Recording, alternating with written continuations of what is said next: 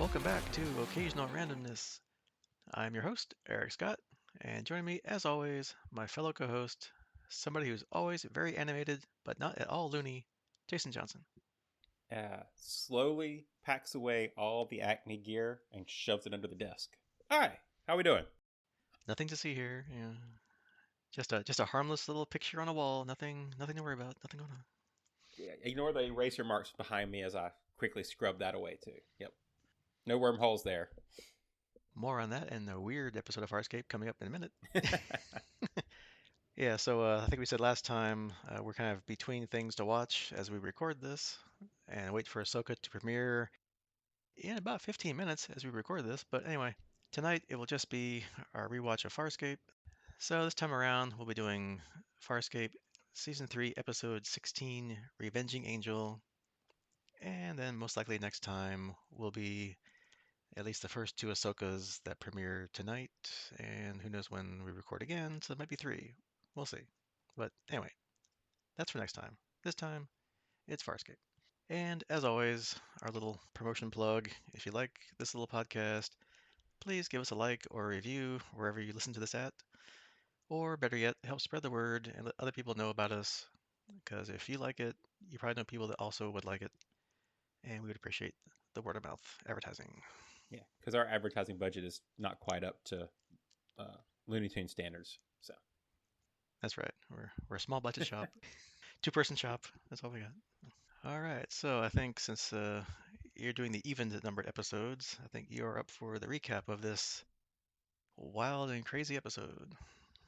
this is Farscape Season 3, Episode 16, Revenging Angel. Which, side note, I am sure we got all of our predictions right about that title. No, no. Oh yeah, I'm pretty sure none at all. Yeah, right. not even close. This is one I did not see coming. We'll put it that way. All right. So we start out with Dargo and Crichton in Dargo's new ship. Yeah, remember that one? I think he picked that one up back in episode 2 of this season, Sons and Lovers. And Dargo's kind of sort of figured out how to use it. Maybe. There's a major malfunction occurs, and Dargo blames Crichton for touching something that broke it. Because it's never you. It's always somebody else's. Yeah. Yeah. Obviously, not me. Didn't do it. Dargo says that he has nothing. The ship is all he has. Crichton claims innocence, but to no avail, as Dargo, in the midst of one of his Luxon hyper rages, pushes him against a pile of crates, which fall on Crichton, knocking him unconscious. At the same time, the ship's shields fluctuate, and a beam heads for Dargo. Dun dun dun. Yeah. So it's always fun and games till someone gets hurt. Yep. Jewel is tending to Crichton, who's now in a coma. The ship has blown out all of Moya's active systems, and Dargo thinks that Crichton's interference triggered a security self-destruct sequence, and he doesn't know if he can stop it. Moya's hangar doors won't open, so they can't escape, and Chiana yells at Dargo for trying to kill Crichton. In a temper, and possibly out of guilt, Dargo throws his Qualta blade into the bottom of Pilot's chamber. Pilot tells them to reactivate the DRDs so they can rewire Moya. Chiana goes to work, and she sends Jewel to help Dargo. Meanwhile, inside Crichton's mind, Harvey shows up, asking Crichton his reasons to live. Crichton answers by saying, Earth, Dad, pizza, sex, cold beer, fast cars, sex, Aaron, and love. In that order, yeah. Yeah. Harvey says that none of that will help restore John to consciousness, but revenge will. He mentions Aaron's love for the other Crichton, saying that revenge is the strongest emotion. He has to even the score with Dargo. Crichton tells Harvey to go away, but he tells Crichton that he can't get rid of him. His mind's not strong enough. Crichton takes that as a challenge and turns Harvey into a cartoon. And that's when we go off the rails. But anyway, we keep. Yeah. There were a couple of rails to start with, but yeah, no. Maybe. One monorail? Anyway. Harvey wonders how John turned him into a cartoon, but hits his head, sighs, to think it's Looney Tunes. Harvey turns himself back and talks about revenge some more. Crichton refuses to go that way and turns Harvey back into a cartoon, asking if he really wants revenge. When Harvey says yes, Crichton drops a 1,000-ton weight on his head. Back in real life, Jewel joins Dargo in the hangar, and Dargo says that this is the first time that he's had problems with the ship, and since he's been out in it 4 times, it must be Crichton's fault. Back inside John's comatose mind, Pilot tells Crichton to rise above Dargo's behavior, saying that he and Moya find it advantageous to avoid confrontation. By running away, the pursuer will eventually tire. Dargo comes along and the chase is on. Crichton gets in his module and takes off, and into Looney Tune land we go, as Dargo chases Crichton with a rocket pack on his back. A number of scenes happen with Dargo chasing Crichton, much like Wile E. Coyote chases the Roadrunner. Eventually, as Crichton brags to Harvey that Pilot was right, he and his module are caught in the web, and a spider Dargo gets him when he screams in terror. Real Harvey tries again to convince Crichton that revenge is the way to go. Back on Moya, Pilot tells Jewel that the ship will explode in just under an hour, and tells her that they can take food and supplies to a pressure hatchway where they can survive for a few days if he jettisons it. Jewel gets upset at the thought of leaving him. Chiana goes to Dargo, who says that he doesn't like to lose. She asks him then why did he lose her? Ooh, burn. Ooh. Yeah. He yells some Luxon phrase that his grandfather used to say at her. The ship responds to it and brings up some words and speaks in an ancient Luxon. Dargo gets Pilot to provide some temporary translator microbes via a DRD. So I guess these aren't part of the standard package. Yeah, I guess it's the upgrade. Yep. Jewel and Chiana are moving Crichton, and Jewel can't believe that Dargo doesn't know his ancient tongue. Jewel confesses to Chiana that she thinks she's the one who messed up Dargo's ship. A shouting match ensues. Didn't see that one coming. Until Dargo interrupts. Crichton is now on the floor because the girls dropped him during their argument. Oops. Yeah. Chiana tells Jewel to never tell Dargo what she did. In his mind, Crichton asks Jewel what he should do, and she says that he can reason with Dargo. Back in the real world, Jewel joins Dargo on the ship and tells him that it may have been her, but Dargo knows this already because he found some of her hair in the controls. Dargo isn't mad though and asks what she was doing in there. She says that she knows she can be difficult and that no one wants to spend time with her, but he's someone that she likes, and since his problems with Chiana and his son, he spends a lot of time alone in there. She thought that if she learned a little bit about it, they might have something to talk about. So Dargo calms down and thanks her for making the effort. Back in John's head, Crichton walks past a room where a cartoon Erin is standing, wearing skimpy lingerie. She's not happy that her clothes are gone, so Crichton erases and redraws her as Jessica Rabbit. After playing along for a moment, Erin takes matters into her own hands and starts changing herself, becoming versions of Marilyn Monroe, a Baywatch lifeguard, Madonna, and even Nancy Reagan before ending in tune version of her usual outfit. She asks what he will do about Dargo, who appears around the corner and chases Crichton, prompting her to shout, "Run, Forrest, run!" The cartoon Dargo again tries to catch Crichton and refuses to talk when Crichton asks. Eventually Dargo catches him, so Jewel was wrong. Harvey, in a surgeon's outfit, revives Crichton, saying again that revenge is needed. Back in reality, the ship tells how to stop the self-destruct sequence. One of 3 ancient Luxon artifacts must be presented. An ancient freedom text, an Orican's prayer amulet, or a Qualta blade. Oops. Oh yeah, that thing, yeah. So they go searching around in the bottom of Pilot's chamber for the blade. Back in his mind, Crichton asks Chiana what to do. She initially agrees with Harvey's idea of seeking revenge on Dargo, and then proceeds to come on to John. Of course. Yeah. Meanwhile, Jewel is searching through sludge at the bottom of Pilot's level. Chiana tells her to watch out for falling metal, and moments later, metal falls, just missing her, apparently dropped accidentally by Dargo. Back in John's head, Chiana suggests to Crichton that he outsmart Dargo, so after some more Roadrunner action, Crichton blows up the cartoon Dargo. Jewel hears noises and asks Pilot if anything else besides them lives in Moya. Pilot confirms that, among other things, a colony of bats lives in Moya. Jewel, who already getting a bad feeling about what the answer is, asks if they leave droppings, and Pilot states that these droppings help seal microscopic cracks, and that's what Jewel is currently wading through.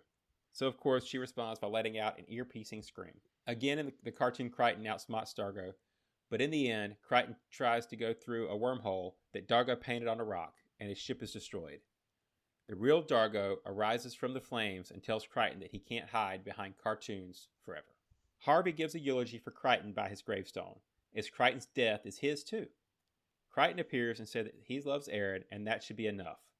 Harvey says it won't get the job done, that Crichton should get Dargo, if only in his own mind. Crichton doesn't want to, but Harvey says that he can take him. The real Dargo tries to get Crichton, who's in a swivel chair. But when he turns around, Crichton drops him down a trapdoor. Back in the real world, Jules falls over in the sludge and stumbles across the Qualta blade.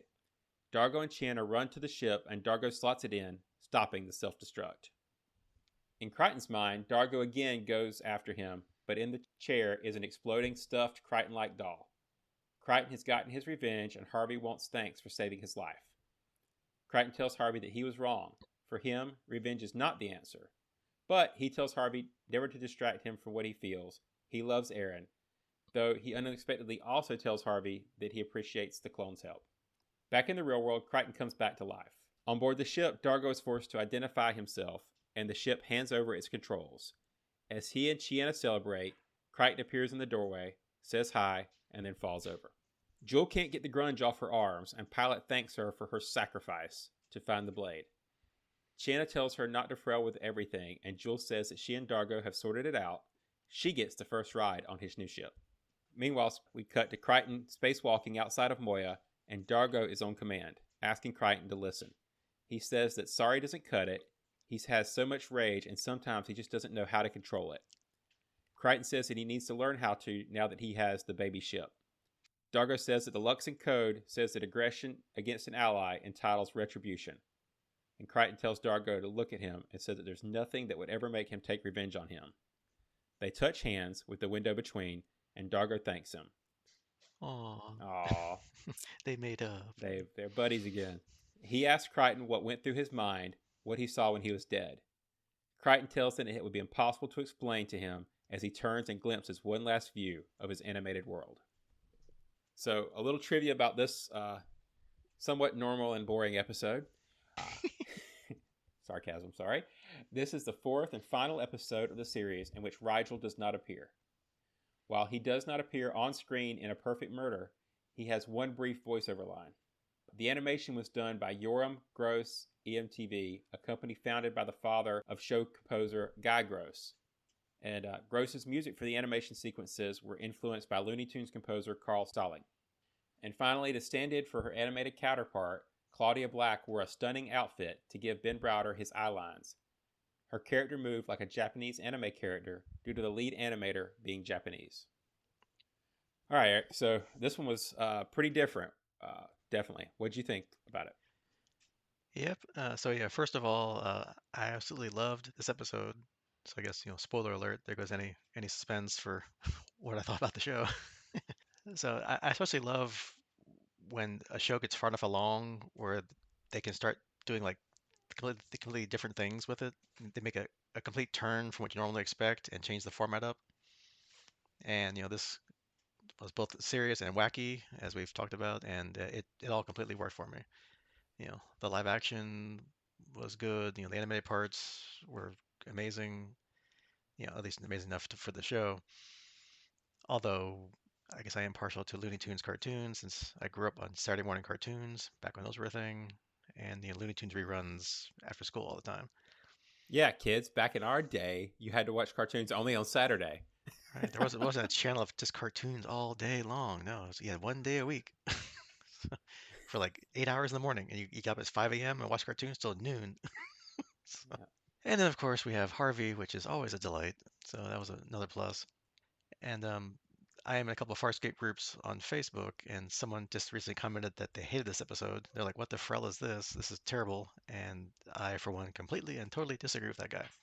In fact, speaking of like flipping the genre kind of thing, just a few weeks ago, as we record this here in Star Trek Strange New Worlds, which is live action, they did an episode where the main cast of the animated Star Trek Lower Decks appeared. And some of them were, both animated and live action. And that was fantastic too. So again, I love when people mess with things if they do it well, and and they did it well in my opinion. So anyway, that's my opinion. What do you think about it? Yeah, so I have to admit, I wasn't really sure at first if I was going to like this one.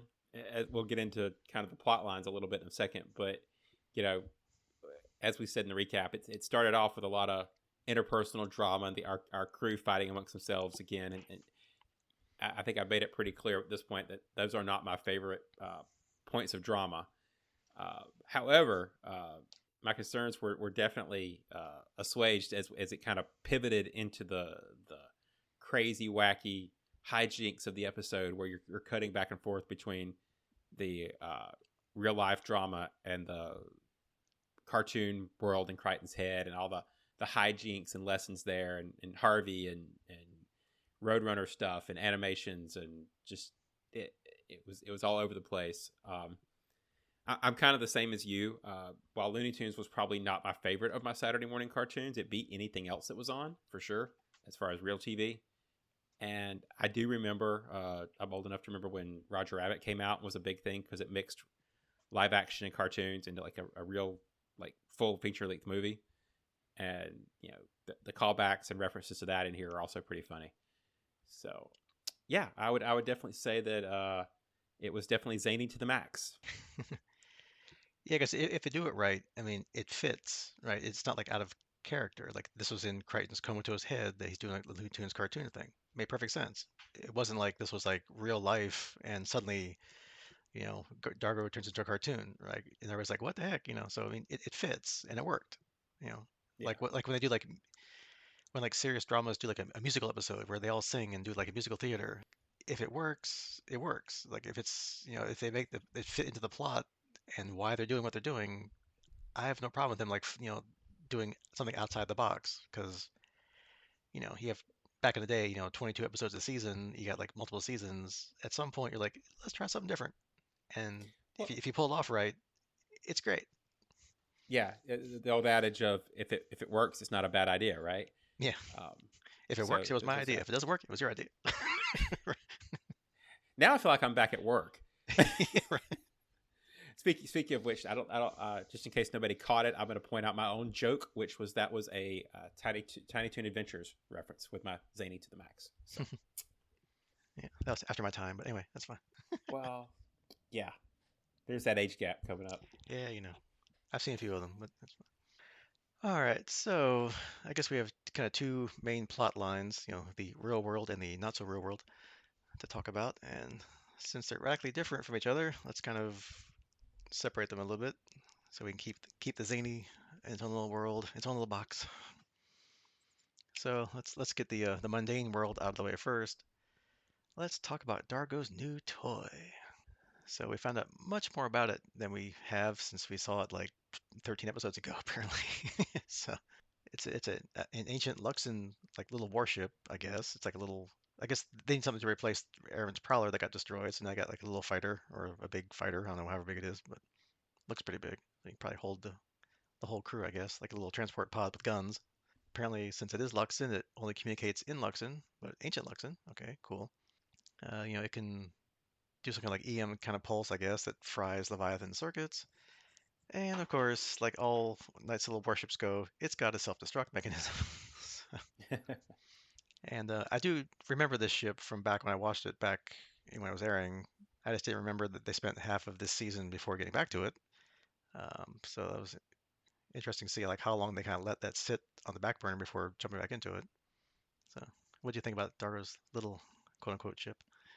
Yeah, so this is an interesting one to me because it's kind of been like a side plot device, right? Like, yeah, I remember them getting it, and then it's kind of been there, and it's like Dargo's quiet space, right? Like, we don't really see the ship do much other than him fiddling with it and trying to acclimate himself, and he got it to kind of levitate at one point, and I know it's been a progression, but it's it's it's interesting to see. To me, I'm looking forward to seeing how it plays into the dynamics of the crew now that we have a working ship, right? Because we've got Moya, we've got Talon, we've got Crichton's module, and now we've got Dargo's ship, which, like you said, does kind of replace Aaron's Prowler. But we've got a lot of private crafts going on now. We've got some options. So it's eventually, we need one for Rigel, and Jewel needs some kind of jewel-studded starship. I don't know. But yeah, obviously, having not seen it, I don't know where this is going to go, but it'll be interesting to see how they leverage it, right? Yeah, because with all the other little ships, transport pods and prowlers and Crichton's ship, sort of, anybody can fly it. And this one seems only to be, since it's kind of smart and semi-sentient, it only likes Luxons, so only Dargo can fly this thing, at least for now. So that should be interesting, or could be a plot point later, like if they land somewhere on this thing and Dargo gets injured, now they're stuck, right? Because they can't fly it. I don't know. We'll see, but kind of interesting. A little twist to the usual. It's kind of like a smart ship. Like it only works for one person. Like if someone else tries to use it, it won't do anything, or it'll blow up. See, now I'm picturing like Voltron, where you have to have the little keys to activate the lions. Only it's the Qualta blade. So every time he gets in it, he has to like sheath the Qualta blade in the console to activate the ship. I don't know. That'd be Yeah, fun. and Dargo's kind of lion looking like. So yeah, there you go. Yeah. If it transforms into a robot, I'm in. Yeah, so it's actually five of them, and they all no. they all- I told you everybody needs a ship. That's the trick. Everybody gets a lot. Yeah. Or there yeah, was vehicle Voltron. You could do that. yeah. There was the one that had like the little vehicles that formed the big Voltron. Yeah, so yeah, this could work. You know, be like a little mini Moya, form. Never mind. But anywho, and yeah, looks like Lux and Hyper Rage is still a thing, so they brought that back. And to your point, yeah, you don't like the inner crew kind of conflicts. We like the Farscape crew being like the smartass to each other and they're making snipey comments and stuff. But when they start getting physical and knocking people into comas, and in this case, eventually like killing Crichton, and then he revived it on the table. So it's like, hey, But I mean, it's good that they kind of bring it back because I guess like Dargo had said, like in his mind, he's lost everything. He's got nothing. He's lost his wife. He's kind of sort of disowned his son if we ever see him again. He lost his girlfriend who keeps calling him on it apparently in this episode. So, all he thinks is he's got the ship and that's it, and now it's broken, and it's all Crichton's fault because it could have been my fault, and decides to flip out on Crichton, which of course we know he's not truly alone because he's got his shipmates, except maybe Gianna, but at least, well, she, whatever, wherever that relationship is, and Crichton obviously does care about Dargo more than anybody else on the ship. They've been best buds, for I guess since when they're floating in space at the end of season one, right? Right. That was their But bonding moment. yeah, but okay, fine. I guess when you get into your little hyper Luxon rage, all that goes out the window and bad things happen. Yeah, and I won't uh, belabor the point, right? I kind of already mentioned that this was where I kind of got hung up on the beginning. I just kind of want to move past the drama. I like where this episode ends as far as regarding that storyline, and hopefully this gives me man. This has got to be where it moves on, right? Let's do something different. Yeah, so we have to save the drama now for Aaron and New Crichton here. So Yeah, yeah, yeah, that'll be a we'll, big we'll one. see when we get there. Yeah, we'll talk about that at the end of this one. So. And we get some more crew bonding stuff in the real world here. Some nice scenes with Dargo and Jewel. Where Dargo finally figures out it was her, not Crichton. Like, does she shed? Like, why was her hair in the control? I don't. Anyway, I don't quite understand that one, but okay. It's like cleaning the drain, dude. Yeah, I Anyway, guess he's got lots of hair just falls out. I don't know. And it was nice that she said that she's seen that, or she admits that she's kind of a pain to deal with, and that Dargo can be too, and she likes him, so she wants to learn more about his ship. So they have something in common to talk about instead of just being like occasional crewmates passing by in the hallway or whatever, talking at dinner or whatever they do. I don't know. And he's like, oh, thanks for the effort. So okay, they're bonding. Although it's kind of, if you read into it too much, which I could, it's like she says that she likes him. So I guess my question is, does she like him or just like him? If we're going back to well, like high school, right? she didn't pass him a note, folded up Yeah, right. note. So check yes or no. We haven't gotten there yet. So Yeah, so could this be some kind of potential love interest forming, or maybe more of a conflict between Jewel and Gianna? Not that we haven't already seen in this episode anyway. Or is this just a friends thing and it's just her way of trying to be more friendly towards him and not romantic? yeah, so I've got no clue there. I'll be honest. I did not have Jewel pegged for being a romantic interest for any of the crew. But maybe when on a lonely spaceship you are, the crew's the crew, right? It's not like they have endless selection. Yeah, I mean, I'll probably say that it's just going to be just a friends thing, and just she wants to learn more about what he's interested in, so that he doesn't feel like he's alone, or try to get him out of his depression or whatever he's in. So we'll see. Well, and despite her somewhat snobbish personality, she does seem to be pretty empathetic, right? I mean, she when she takes a liking to somebody, there's an attachment there, and I think that maybe is what you're seeing. So Yeah, so just friends doing friend things. We'll see. Let's see, and then I guess towards the end there, of course, when the ship, when Dargo gets the ancient Luxon translation microbes, and of course the ship starts listing off what it will do take to stop the self-destruct. you of course knew it was going to be the Call to Blade because why hang the lantern on throwing it in hissy fit over the side of Pilot's Den, which again, no one believes in railings and anywhere in sci-fi. But anyway, Yeah, it was definitely Chekhov's Quantum Blade. yeah. But as part of that, you also learn more about Moya, which is always fun because we've had so many questions over the years about what's a living ship work or how's it function or how can it evolve, all that kind of stuff. So it's always fun learning more about Leviathans. And this time around, we learned that apparently they have some kind of, or at least this one has bat-like creatures among other things. And I'll emphasize that three words there that Pilot says that symbiotically live inside of Moya, and their droppings are helpful because they seal up cracks. So first off, I'm with Jewel. Ew, that's disgusting. Second, how many of those bat-like things are there? Because we don't see any of them. And she was wading through knee-deep sludge. So how many? How often? And finally, what other things? It's like nice way to leave us hanging there, Pilot. Like what the heck else is in Moya besides the crew and the DRDs? Yeah. So my takeaway from that is these are bats, and based on the size and mass, these things got to be huge. Like, how are we not seeing bats flying around all over the place if they're big enough for that, right? Or hearing Uh, them or something. Like yeah, yeah. The second is, Pilot really needs to clean up his room. I figure that's like kind of like telling my teenager, all right, you reach the point, take out the garbage, clean up the room. I need some plates and cups back, that kind of thing. Uh, really, Pilot, this is like right below your station there. I don't know. It's got to be kind of rank. yeah. I mean, who knows how far down it is? Look, it's pretty far down when they were going down to find stuff, and saw this other kind of scrap stuff lying around. It's like the DRDs just like pile things in the corners, like instead of like jettisoning it out the airlocks. Like I don't understand. The DRDs need cleaning tips or something. Yeah, there's like the infinite trash can outside. Just open a door.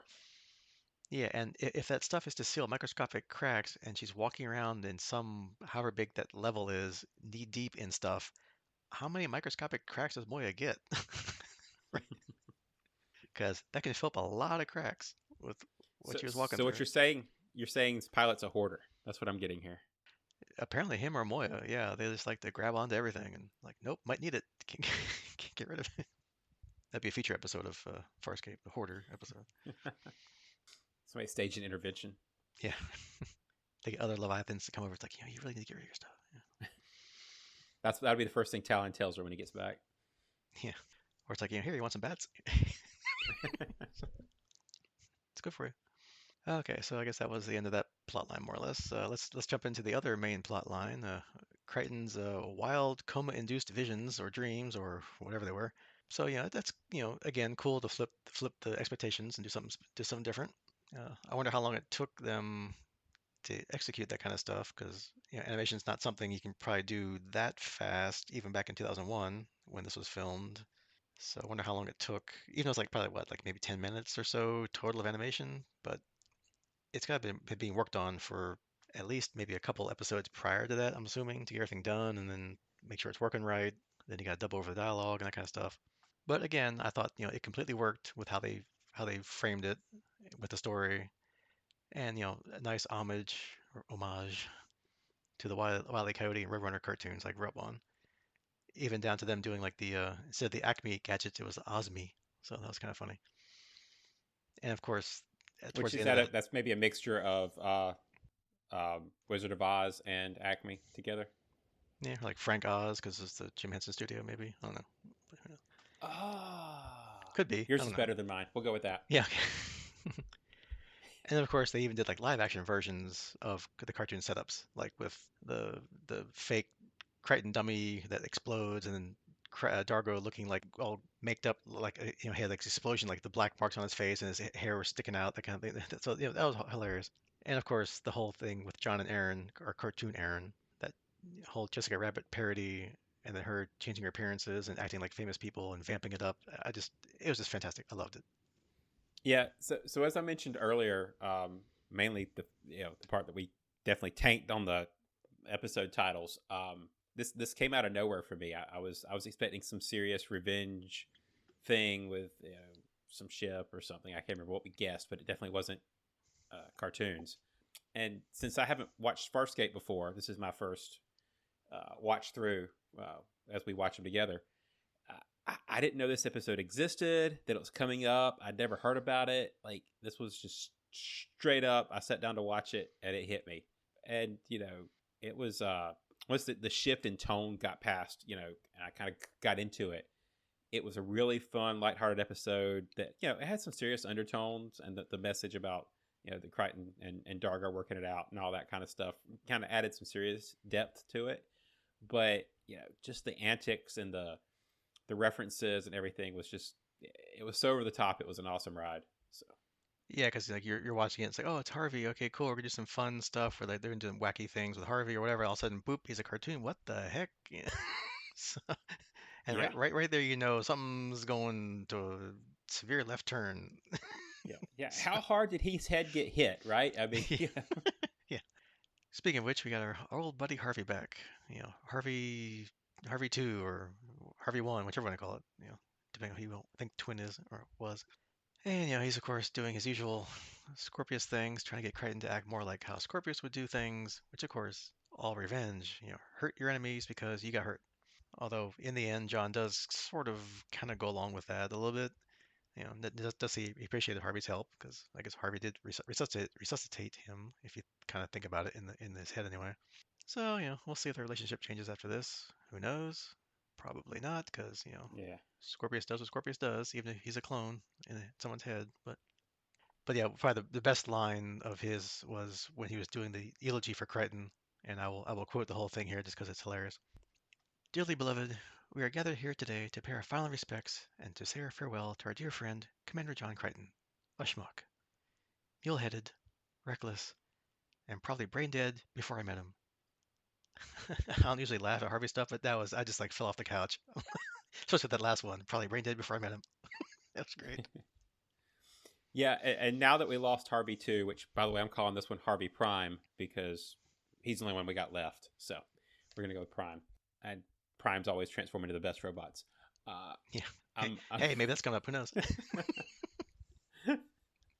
I'm hoping that he gets to hang around, right? Because while the other John managed to get rid of his Harvey and they figured all that out, these type of interactions just produce such good antics and playing off of each other that I'll kind of miss it when it's gone. So Yeah, because some of the things that you remember about Farscape, or at least if you watched it originally, was this type of interaction. Like you have the Scorpius, the bad villain always chasing them and stuff. But then you have like the whatever version you want to call this in John's head that's doing equally weird things, or even weirder in this case, kind of stuff. So it's stuff that defines the show, and it's just great. So the more Harvey, the better. agreed. And then at the end, we have of course another great scene with John and Dargo. Once again proving that they're still best buddies, even though you did technically kill me, and I get had to have my arch enemy resurrect me on the table. But hey, we're still friends. Yeah, even if Dargo forgets that sometimes, or his rage gets the better of him, which okay, fine. Maybe never again, but for now, okay, fine. We'll go with it. And Yeah. John saying that there's nothing that would ever make him take revenge on Dargo. So Oh. we're gonna hold him to that. We'll see. We got another season and a quarter left here. Let's see if they follow up on that one or not. Yeah, we definitely had a good resolution to a fun episode and a touching kind of serious moment at the end. I'll just say I hope they remember it, right? Like we've been down this road. Let's stick with it. And by the way, just before we move on for the episode, I'm gonna save myself from anybody fussing at me if they did happen to catch my slip. It was not Tiny Toon Adventures. It was Animaniacs that were zany to the max. So I'll fix my own mess up there. Well, that's what I was thinking too when he said it, not the other one. So I knew what you meant. Yeah. Well. Yeah, and besides, we have to save all the interpersonal crew drama for whenever Aaron comes back. So we have to have all that to deal with. So we have to save the other, and we have the Chi and Jewel thing. Okay, we'll keep that because that's fun, and it's just even the subtitles turned on, they couldn't keep up with them arguing back and forth with each other. It was good. So No, we'll keep that, but let's keep let's have some friendships here and like not go off on your friends here anymore. well, I'm not saying that they can't like bicker, but Yeah, for an entire episode to be based around them fighting with each other, I need some outside influence, outside interaction at this point. So, Yeah, because again, when I think of Farscape, I think of that interplay with the crew. It's not Star Trek. It's not all the other stuff that you see. That's the happy, peaceful crew, and they're all friends or whatever. It's like no, these were people thrown together. They have totally different backgrounds, and sometimes they just get on each other's nerves and they just lay into each other. So that's what you remember. The snappy dialogue, the one-liners, the zingers, that kind of stuff. That's Farscape. well, when you break it down, I mean, they've become a family. So you argue with your family, you fight with your family. It's not perfect, and especially you take that dynamic and you toss it onto a ship in isolation in these unknown regions of space where you don't know how to get back home and you don't know all this stuff and you don't have anybody else outside of the crew. It's going to have drama. It's just the same drama over and over is I think my complaint. That's all. Yeah, So and just don't kill each other. Yeah, yeah, that's what draw the line somewhere. yeah, Death. or at least do it in a funny way. Then we're fine. Yeah, that's true. I'll swell it into the well. Like the crackers don't matter when they went paranoid and went after each other. That was hilarious. One of the best shows and the best quoted things we do all the time. So things like that, those are fun. Yeah, and great job keeping the streak going. That was awesome. Yeah, I think we missed it a few episodes, but yeah, at least we gotta keep it going every once in a while. So. Yeah. All right. Anything else about our Animaniac adventure here? No, I think we've hit on all the great stuff. Obviously, we thought this one was great. I'll put it up there as one of the top episodes, especially considering it was a standalone and not part of a multi-parter, which seems to be like one of the hallmarks of the better episodes is the multi-parters. So this was a standalone and still pretty awesome. So Yep, yeah, definitely one of the high points of the season and of the series because it's again, I love when they have something that they can flip on its head after they have enough credit built up on the audience that you can do something like this. So kudos to them pulling this one off.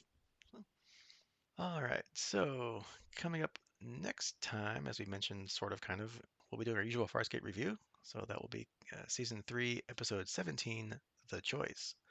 And I guess playing our usual guessing game of what could that mean? Well, great, another one that's wide open. Well, it's gonna be two things probably. Although knowing Farscape, it'll be number 3.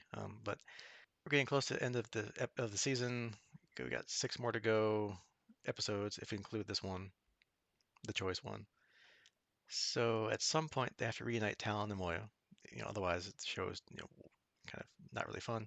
So if they do reunite, then obviously the choice might be Aaron and Crichton, which we know they're going to get together eventually anyway. But again, like we said before, drama, have to deal with what happened.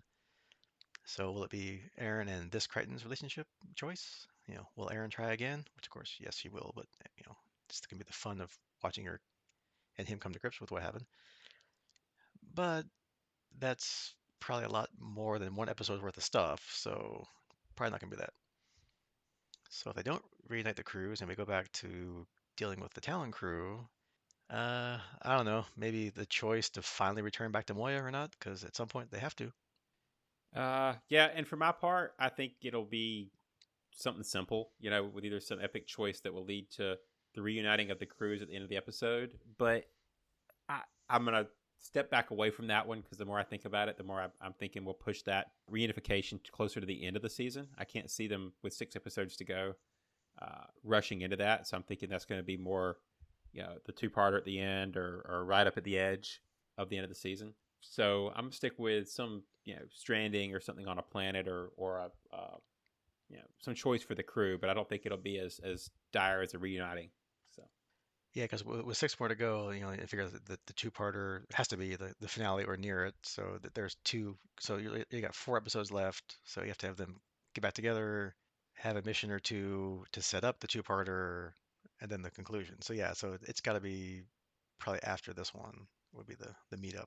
One more time with how's Aaron doing with what happened because they just kind of dropped it there at the end. So yeah, probably something like that. All right, so that is your Farscape homework, and like we said before, as we are speaking, the first episode of Ahsoka is halfway done probably. So that will be also next time. Like they're doing the 2-episode premiere of Ahsoka, so we'll at least do the first 2 episodes. Depending when we record, there might be a third one out, so we'll maybe do 3. We'll see where we get there. But basically, that's your homework. Farscape and as much Ahsoka as you can watch before you listen to this one next time. yeah, and hopefully you've already gone back and watched all of Clone Wars, all of Bad Batch, on all of Rebels. Yeah. So go do your homework. Or maybe it's the first 5 minutes of the Ahsoka TV show where they recap, which would they recap animatedly, or what happened in the cartoons. Can have another crossover animation in real life. Who knows? Ooh. They could Roger Rabbit Yeah. that. That'd be interesting. Well, they'll probably just have her from when she did stuff in What Mandalorian. So if they do any kind of recapping, but Yeah.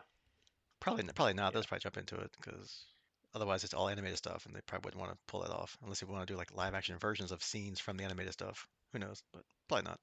Yeah, that's an interesting question because they've obviously got to do some recapping of maybe not maybe as part of dialogue and not part of a intro, but they've got to get some context for Rebels for sure because it's mostly from how that ended, I think. So, Yeah, so that'd be interesting. We'll see if we have another kind of animated real world crossover. Probably not, but it is Disney and they do that kind of stuff. So hey, who knows? Anyway, that's your homework. Enough rambling, and we'll see you next time. Goodbye. goodbye.